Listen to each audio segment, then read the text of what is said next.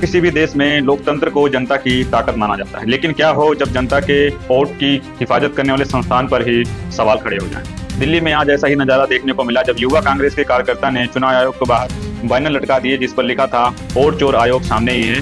ये महज विरोध नहीं बल्कि देश की लोकतांत्रिक आत्मा पर उठाया गया एक बड़ा सवाल है। क्या सच में जनता का भरोसा चुनाव प्रक्रिया से उठ रहा है या फिर ये राजनीति का एक नया हथियार है? आइए आज इस पूरे मामले को विस्तार से समझते हैं। सबसे पहले साथियों आप इस वीडियो को देखिए।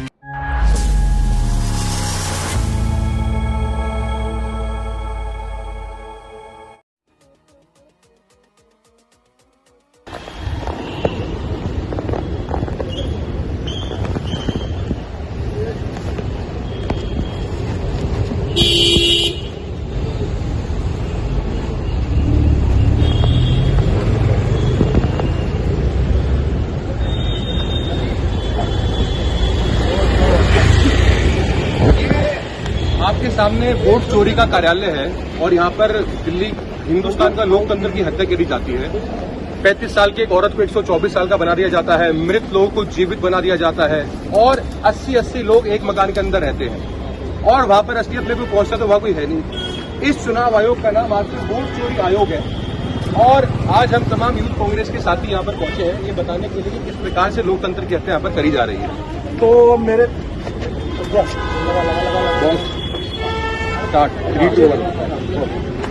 लोकतंत्र की हत्या करने वाला आयोग कांग्रेस के साथ यहाँ पर पहुंचे हैं बताने के लिए कि कैसे लोकतंत्र की हत्या यहाँ पर करी जाती है। 35 साल की औरत को 124 साल का बना दिया जाता है, जो जीवित होते हैं उनको मृत घोषित करा जाता है, जो मृत होते हैं उनको जीवित घोषित कर देते हैं। एक एक मकान में 80 लोग रह रहे होते हैं। तो आज से इस दफ्तर का नाम वोट चोर आयोग है और ये यहाँ पर लोकतंत्र की हत्या का काम बिल्कुल तसल्ली बख्श किया जाता है, इसलिए हम यहाँ पर आए हैं। साथियों वीडियो आपने देखा। आज दिल्ली में चुनाव आयोग के दफ्तर के बाहर माहौल गर्म था। भीड़ ज्यादा बड़ी नहीं थी लेकिन नारेबाजी में कोई कमी भी नहीं थी। युवा कांग्रेस के कार्यकर्ता लाल बैनर लेकर पहुंचे जिन पर साफ साफ लिखा था वोट चोर आयोग सामने ही है, हम सब मिलकर इनका सामना करेंगे। लोकतंत्र की हत्या का जिम्मेदार वीडियो में दिखा नजारा हमारे कैमरे पर साफ दिख रहा है। एक युवा कार्यकर्ता कैमरे की तरफ मुड़कर कहता है यहाँ पर लोकतंत्र की हत्या का काम बड़े ही तसल्लीपूर्वक किया जाता है, जैसा कि आपने वीडियो में सुना भी होगा, और हम इसे बर्दाश्त नहीं करेंगे, ऐसा युवक का कहना है। उसके पीछे लगे बैनरों से ये संदेश और भी ज्यादा साफ स्पष्ट हो रहा है। युवा कांग्रेस का आरोप है कि हाल के चुनाव में चुनाव आयोग ने सरकार के पक्ष में सरकार के पक्ष में झुकाव दिखाया। उनका कहना है कि कई जगहों पर वोटर के नाम लिस्ट से काटे गए, ईवीएम मशीन पर सवाल उठे और शिकायत पर आयोग की तरफ से ठोस कार्रवाई नहीं हुई। विरोध करने वालों का तर्क है अगर चुनाव आयोग निष्पक्ष नहीं रहेगा तो लोकतंत्र का असली चेहरा ही खत्म हो जाएगा। साथियों ये विरोध अचानक नहीं हुआ, पिछले कुछ दिनों से चुनाव आयोग को लेकर कई सारी बातें सामने आ रही हैं।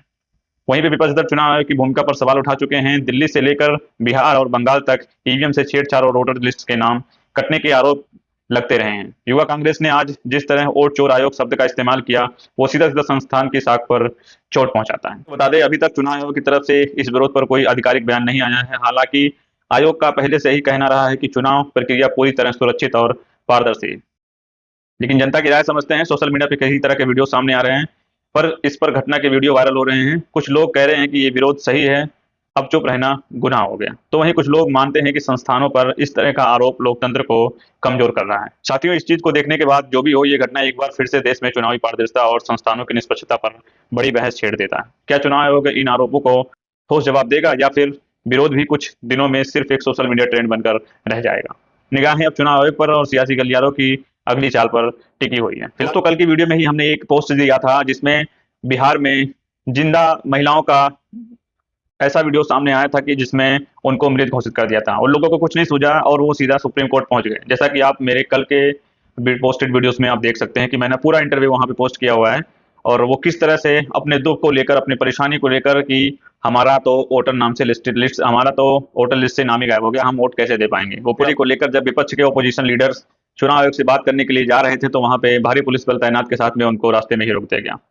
बसों में बैठाकर कई घंटे तक उनको इधर उधर घुमाया गया और उन्हें चुनाव आयोग तक नहीं पहुंचने दिया गया। जिसमें से आपने देखा होगा जो वीडियो एक सोशल मीडिया पे काफी वायरल हो रहा था कि ओपोजिशन लीडर जो राहुल गांधी हैं और अखिलेश यादव हैं, अखिलेश यादव जो पुलिस की बैरिकेटिंग को कूद कर इस तरफ से उस पर तरफ आके बैठ गए और वहां पे धरना देने लगे।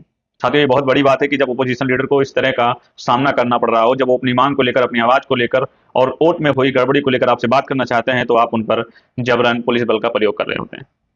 साथियों देश में लोकतंत्र है, ना कि राजतंत्र है। जिस तरह से ये सब घटनाएं सामने आती हैं उस तरह से तो यही प्रतीत होता है कि इस देश में लोकतंत्र की कोई भूमिका ही नहीं रह गई है। अब देखना बाकी है कि क्या चुनाव आयोग से कोई प्रक्रिया सामने आती है या वोट की हेराफेरी को लेकर कोई जवाब मिलेगा।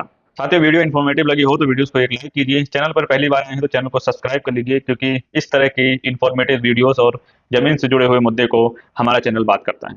साथियों, अगर आपको लगता है कि कोई और वीडियो किसी और टॉपिक पे आनी चाहिए तो हमें कमेंट सेक्शन में जरूर बताइए। मिलते हैं साथियों किसी और इन्फॉर्मेटिव खबर के साथ, किसी और जमीन से जुड़े हुए मुद्दे को बात करते हुए। तब तक देखते रहें इंडियन मीडिया टीवी में आपके साथ।